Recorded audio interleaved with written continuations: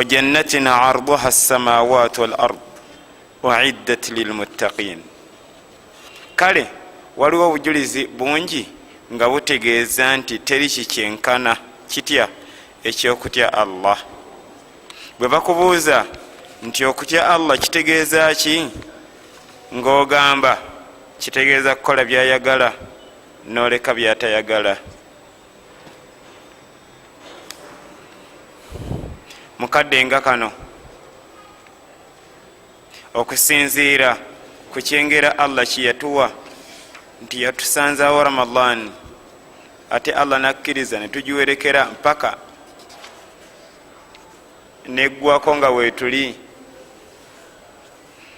nalaba nga kyetaagisa okwogerako ne basiibi bannange ne basaaze bannange n'ebigambo nga binene nga byamumanyi munene. ayitibwa Abdul Malik al-Qasim yatunga kitabo kiramba nga kiyitibwa 40 darsa liman adrakahu Ramadan.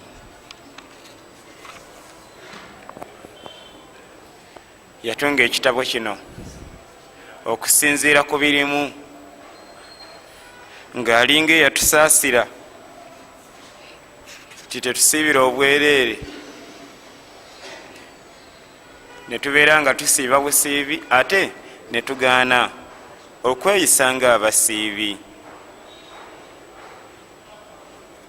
mu ngeri ekwatagana ne bwino. gwe mulamwa gw'ekitabo kino okusinziira ku byayogera mu kitabo kino nga byenagamba luli ogwasooka biri ku peegi eyokusatu. yatugamba nti aradta an kathir an masaili siyam, ebikwatagana okusiiba ebisinga obungi sijja byogerako mu kitabo kino. lwaki? likuthrati shuiha, olw'ensonga nti bimanyiddwa baseeka bangi bye basomesa. kulya ddaaku kusaala talawiya muno tebirimu muno. kyekirimu mulimu topics za njawulo nazigambako ezimu negamba nti eno yo tugigaziwemuuko. ku peegi 259 yateekako omutwe ogugamba ba'du al-mukhalafati ash-shar'iyya, ebimu kubikolebwa naye ng'ate obusiraamu tebubikkiriza. n'amenya bingi ebisukka mu 20 twayawukana nkugambyeko 2 byokka. nagamba ekisooka yagamba nti ashiriku billah, nasomba obujulizi obulaga obunene bw'ezambi eryo.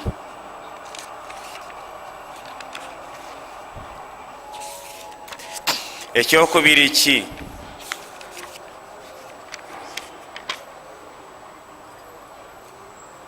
yatuga simau almaazifi walmusiki. musiraamu omukkiriza owaddala nga ddala oyagala jjana, waliwo obujulizi obulaga tokkirizibwa kuwuliriza ndongo gwe bayita omuziki.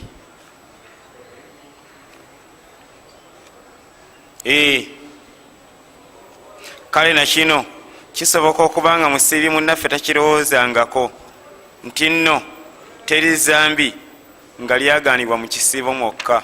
mu Ramadani ng'eggwako ng'okkirizibwa ddikola teririiyo. omumanyi ayitibwa Ibn Taymiya yagamba nti hayatul mu'mini, obulamu bw'omusiraamu bwonna fi siyamu, abeera mu kusiiba. ng'asiiba ki? muharramati, ebintu Allah byeyagaana. natuga nti fa idha maata, olunaku lwalifa, intaha shahru siyamihi, lwagenda okusiibulukuka afune ku ssanyu lya Allah. Allah amulage ku ssanyu lye nga yakola atya? nga yasiiba obuwangaazi bwe bwonna. ng'asiiba ki? si kulya na kunywa, wabula nga yasiiba ebintu ebya haramu. nsaba Allah kitusobozese. nga twasobola okusiiba emmere n'obutunda ne soda ate nga bya halaali. Lwaki bannange ddala lwaki tetusiiba? Lwaki tetusiiba bulimba, okubba, riba, okweyesa, okusala ebirevu? Lwaki tetusiiba obuwangazi bwaffe bwonna netusiiba obwenzi, ebisiyaga, okugeya? Munnange Allah kyatubanja, yensonga lwaki seekoono yateekamu omutwe guno. Ezambi eryokuna yagamba shurubu dukhani, okunywa sigala. Yatuuka okuleeta obujulizi nga bungi ddala nga bulaga nti okunywa sigala haramu. Sekagundi ngamunywa, oyo si nabbi waffe, wabula okusinzira ku bwino ava mu Qur'an ne ahadithi, okunywa sigala haramu. Waliwo obujulizi bweyaleeta wano bungi, obudde tebunzikiriza bukuwa. Yatuuka okugamba walaw istabdalat ad-dukhan wa huwa ma'asiya, kale omunywi wa sigala singa akyusaamu obudde bwamala nga anywa sigala bisiwaaki n'asenyaamu amannyo. Lwaki? Yatuga nti wa huwa ta'atu llahi azza wa jal, kubanga bwasenya amannyo afuna empeera, abeera ku ibaada. Era omubaka yatugamba nti asiwaaku, okusenya, mataharatu lilfami, oba otukuza akamwa, wa mardatu lirabbi, ate obeera osiimisa Allah. Kale waliwo ekyali kisaasanye naye nga si kituufu. Abamanyi abanene baseeka banyikiro kitulabulako. Nabbi waffe lumu mu hadithi emu yayogera ku musiibi n'agamba nti la raihatu fama saimi, kituufu akawoowo akava mu kamwa k'omusiibi atyabu inda Allahi min almiski, kawunya bulungi nnyo mu maaso ga Allah okusinga perfume. Kakati abamu ne bajjawo obujulizi obutali butuufu nga baga nti omuntu asiibye takkirizibwa kusenya. Nedda ssebo, nedda ssebo, obutasenya bukyafu. Allah yagala okulaba omusiraamu ng'abeera muyonjo essaawa 4. Alina kukola ki? Alina okusenya, okusenya nga bwe nkireese bw'oba okitwala mu bwongo bwo. Sigambye kusenya mannyo, olwo olina okusenya. Kale kagambe okusenya amannyo n'ebiri mu kamwa byonna. Waliwo hadithi eva ku nabbi waffe sallallahu alaihi wasallam nga basahaba batugamba, maama waffe Aisha atunyumiza, lumu omubaka yali asenya, n'asenyiza ddala seriously. Kale ng'asenyiza ddala ng'ateeka nnyo omulaka kusenya, ng'asenya nnyo paka ng'avaamu eddoboozi nga liga nti abamanyi abanene balina kye balingirizaawo nti yali asenya n'olulimi. Lwaki? Olulimi olwokapaati nga ekintu kyonna bakasoola ki bwe kakowoonayo olina okwegoga. Era n'omala oba ng'obadde olina byewakalya essaawa eyo biyinza okudda. Kale yensenya ensiraamu. Kisoboka nga b'owangala nabo nga bakuzuulamu ekizibu ne bakuteeka mu bantu abatasenya, naye ate olusinga osenya. Kizibu ki? Olusinga oba ku bwangu n'otasenya lulimi, akamwa kajja kusigala nga kawunya. Lumu Allah yakingezesaako mu muzikiti guno gwennyini, bwe mba seerabidde nensala n'omusiraamu ku sujudi, gwesokolabe ku sujudi akutamye wano nkutamye wano, naye wallahi nasanga obuzibu nga waliwo ekiso ekifubutukaawo neki kale waliwo ibaada tukubirizibwa obutagiyalira, bagiyita kusenya, okusenya amannyo. n'ebiri mu kamwa ng'olulimi. Seka yatuga nti wasiwaaku mashruun fi kulli waqtin, okusenya wonna wosenyeza ofuna empeera fi ramadan wa fi ghayrihi, oba ramadani oba si ramadani, wa fi awali nahari wa akhirihi, kumakya oba olweggulo, kale obudde bwonna. Wa inda alwudui wa inda dukhuli almanzil wa inda alistiqadhi min annawm wa inda qiraati alquran. Kale bingi byayogera kusenya nga nkujjukizaamu yava kukyayogere kusenya, yali ayogerako n'abasiibi abasiramu bannaffe abakyalemedde ku muze ogw'okunywa sigala n'abawa amagezi nti obudde bwe bateeka mu kufuuweta sigala singa kale asenyaamu, singa akolamu ibaada y'okusenya n'afuna empeera ezo. Ezambi eryokutaano yagamba tahallu arrijalu bidhahabi, omusajja okwambala zaabu. Kale waliwo fiki mutonotono gwe mba nkuwa nti zaabu takkirizibwa musajja kumwambala. Era zaabu mu busiraamu tebategeeza kintu nga bakikola mu kintu kirala ne bakifuirako kazaabu kungulu, kati ngaessaawa oba empeta, ekyo tekirina mutawaana, wabula etaabu eririddawa essaawa eyo nga zaabu mwerere nga bagikola mu zaabu nga zaabu, omusajja takkirizibwa kujambala, ate omukyala yakkirizibwa. Era seka naleta hadithi eri Muslim natugamba lumu nabbi waffe, hadithi eva ku Ibn Abbas, yatugamba lumu nabbi waffe raa khataman min dhahabi fi yadi rajulin, lumu nabbi waffe yalaba sahaba ng'ayambadde empeta nga ya zaabu.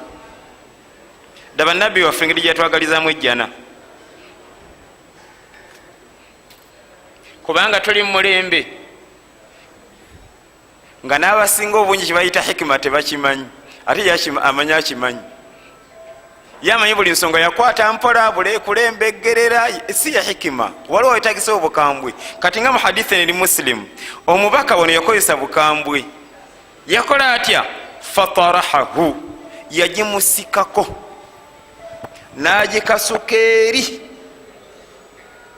Faqal, nasooka amugoberezako ebigambo bino, yamugaa nti ayamidu ahadukum ila jamratin min naari, omu mumwe ayinza atya okukwata eryanda ly'omuliro n'aliteeka fi yadihi ku mukono gwe.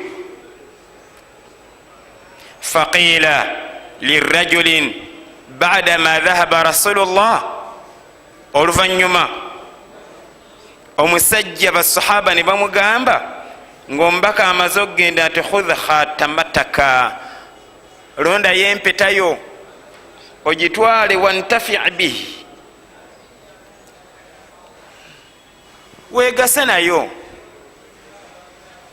Muki okusinira kafeke kenakuwadde akatonotono ku zaabu, yerekirizibwa ogijjayo nakola atya? Nagenda agitunda, oba nagiwa mukyala we, oba nagitimba mu ddiro nga decoration. Neba ne basahaba baali bagezi. Omanyi kye yagamba? Yagamba nti la, wulira musibi munnange, wulira musibi munnange, nga ffe tuli mu mbeera ng'omubaka akugaana nowulira aye nokola nga atawulidde. Nedda munnange, bali siwe bakola, bali baali basiraamu baddala, tubawe ebitiibwa ebitaliiyo. Togaa nti baali batabuliiki, bali baali basiraamu baddala, ate nga basiibi baddala, nga basaaza abaddala, nga bamanyi ekitiibwa kya Nabbi Muhammad, nga bamanyi ekitiibwa kya Nabbi Muhammad. Sahaba yagamba atya? Amu n'okubanga kye balamugamba okukola kya halaali, siga nti kiri haramu, naye yagamba nti la, sisobola, la wallahi ndayira Allah wallahi sisobola la akhudhahu abada siza kuddayo gikwatako waqad tarahahu rasulullah ate ngumbaka agikute nagikanyuga. Kakati munange musiramu gojjawo obuvumu omubaka nakwata ekintu nakikanyuga kasasiro gwe nokirondayo nonyikira kusaala nakusiiba. Waliwo omuze gw'okweyesa n'okusala ebirevu. Waliwo bwina alaga nti omubaka yabikwata n'abisuula ku kasasiro era n'alaga nti bikuyingizisa omuliro. Abasiraamu sebo basiraamu wali abasiraamu gwe babirondayo era bo batambula nabyo basiiba nabyo Ramadani, bamala Ramadani batambula nabyo mpaka lwayingira mu Kabuli. Seeka aleeta ezambi ery'omukaaga. Bwino kasita nawe omuwulira kisoboka okubanga bulijjo si bwobitegeera naye bwino omuwulira. Bwino okusinziira ku bwino waliwo ezambi lino yalireeta. Omusaaze omusiibi munnange kino ekikolwa si kyaffe kitya. Yagamba allaibu binardi, okuzanya matatu, ludo, omweso, puulu, ebyo bwe biti ebyo. Munnange omusaaze tabikola, omusiibi ng'okuseba kw'okwagala mujjana ekyo si kyaffe. Yaleeta bwino mungi kankutuuseeko omu. Waliwo hadithi gye yaleeta ng'eri Muslim. Nabbi waffe yagamba nti man oyo yenna laiba binnardashir, agezaako okuzanya ebintu ebyo, fakaannama sabagha yadahu fi lahmi khinziri, abanga nnyisa omukono gwe mu nnyama y'embizzi, wadamihi, n'omusaayi gwayo. Nekitegeeza ki? Zambi ddene. Nekitegeeza ki? Tokiddira, tokyali balamu bannange. Ekitutaasa tawuba, twenenye obusiraamu bwaffe tubuggyemu kakikya. Oyo kakikya gwewateeka mu kyebbeeyi kyo, kakikya kyoyo. Kakikya bamwita kuzanya matatu, ludo zaala. Sabian, yaleeta ezambi ery'omusanvu, shahadatu zuuri, obujulizi obw'obulimba. Ery'omunaana lireke n'ery'omwenda. Ezambi ery'ekkumi yatugamba alkhulwatu bil ajnabiya, okweyawula n'omukyala atali wuwo, nga si mwannyoko si maamawo si sengaawo, kale ng'osobola omuwasa akkirizibwa okuwasa n'omala weyawula naye mu kifo nga mulimu babiri. Nabbi waffe yatugamba atya?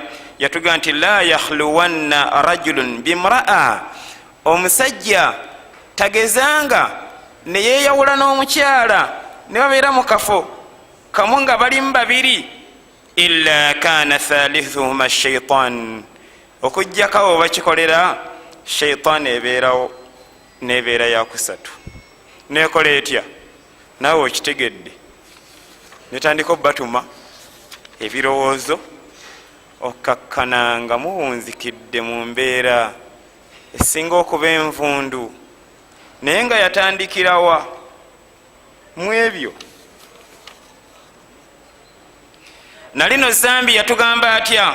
Musafahatu almar'atu alajnabiya, okwata mu ngalo z'omukyala atakuzira kuwasa. Uliza bwino oyo kyekiri mu basiraamu gyali musibi munnaffe nga takiraba mu buzibu. Magureti olwokuba bakola naye mu dduuka amanyi nomukwata mu ngalo. Oggi basoma naye yamubulako dda balina bwe basinkanya amugone mu kifuba. Mune ezambi ddene. Obusiraamu bwo buwe ekitiibwa, bugobeemu kakikya, teri agenda kikkolera dooya lwa mu nnyindo. Omubaka ayogera ta ku zambi eryo, yatugamba nti la an yut'ana fi ra'si ahadikum bimithyatin min hadid, la an yut'ana fi ra'si ahadikum bimithyatin min hadid, la an yut'ana, wulira, la an yut'ana fi ra'si ahadikum, omu mumwe wakiri aguma ne bamukuba omusumaali mu mutwe, bimikhyatin min hadidin khair, wakiri agumire obulumi obwo, wakiri obwo bulimi abugumire, bamukuba omusumaali gubulireyo mu mutwe, min an yamassa mura'a la tahillu lah, naye tageza n'agumira. Ekizibu ky'okukwata mu ngalo z'omukyala atali wuwo.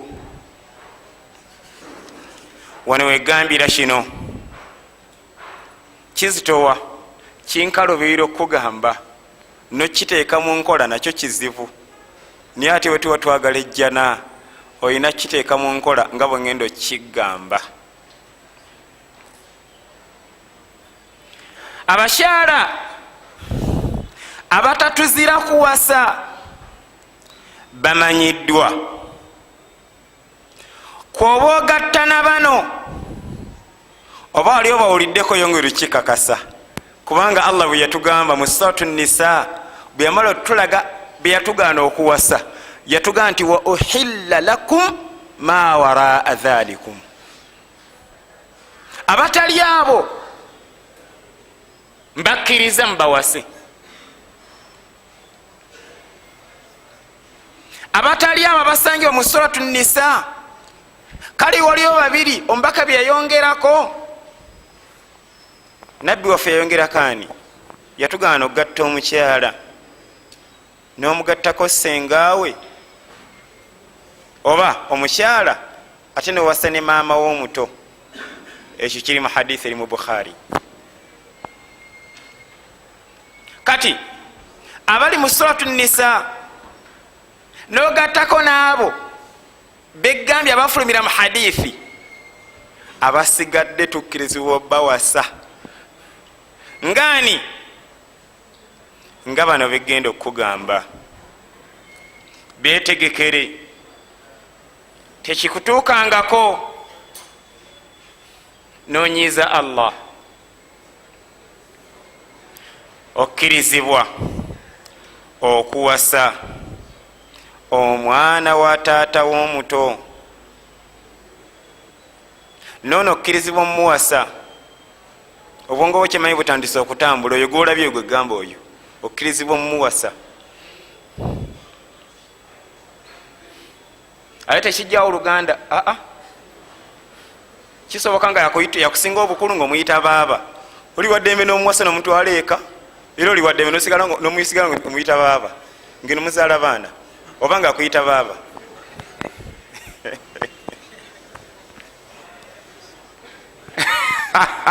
Kale barakallahu fikum, okusinzira ku bwino obusiraamu bwe bugyemu kakikya. Waliwo kakikya ali awo ngenda mukulaga wa mirundi ebiri naye byombi azitowa. Nono okkirizibwa omuwasa ani? Omwana wa maama w'omuto. Bitwale nga bwe mbigamba, mbigamba mu Luganda, sigambye wa maama wo, gambye wa maama w'omuto. Abarabu gwe bayita amma. Abazungu bayita anti. Nono okkirizibwa omuwasa omwana wa sengaawo. Kati ettaabu eri wano,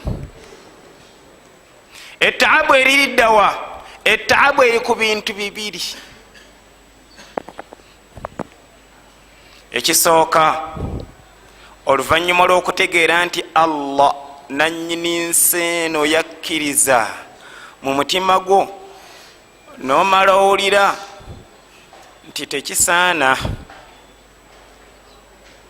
era nomala otegeera akikoze nga wotandikira omubala mu bantu abatategeera. ani ogamba Hassan Kaluma bulijjo mu musajja yategeere kati abakazi baweddeyo. Kati ekyo kyokka golooza ovumye ono naye ate oba ovumye ne Nabbi Muhammad, kubanga ne nabbi waffe yakola atya? Yakwata muwala we yennyini Fatima namufumbiza ani? Namufumbiza Ali. Nagambe tekijjawo Luganda kubanga yamukwasa amulumiriza, ng'amulumiriza nti zawajituki Fatima, oli weesimye kubanga nkufumbiza bi ahabbi aqribai ilayya, omu ku booluganda lwange gwensinga okwagala. Okkirizibwa mumuwasa? Nagambye tekijjawo Luganda, lwongera kunywera ate.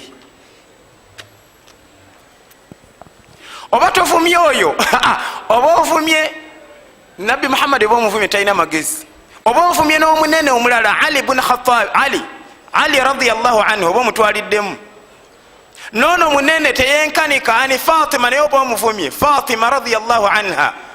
Dwaki nabbi waffe lumu yatugamba nti sayyidu nisai ahli aljanna, abakyala abagenda okukulembera bakyala bannaabwe mujjana arbaa, bali bana.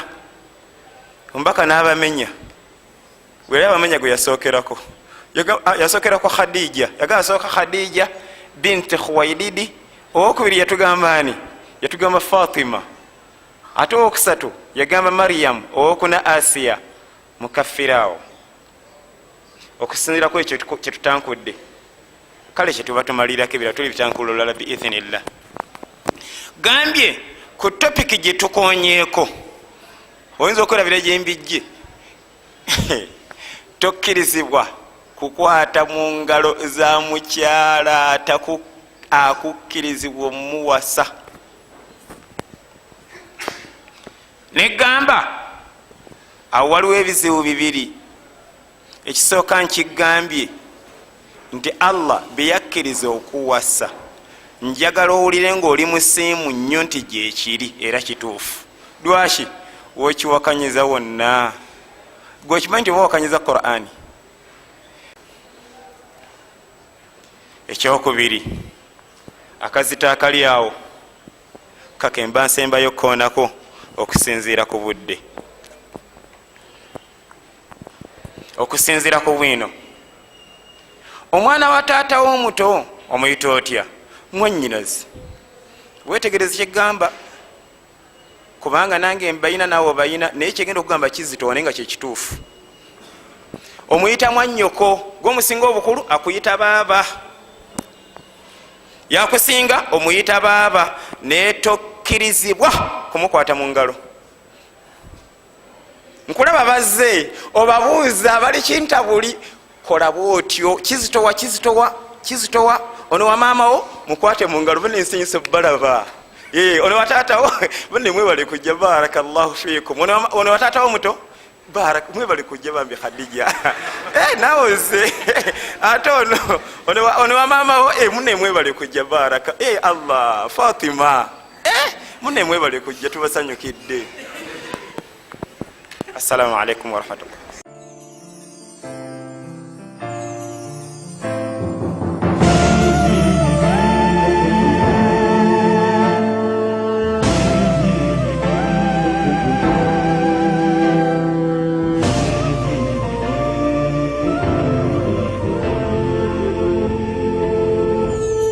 رسول الله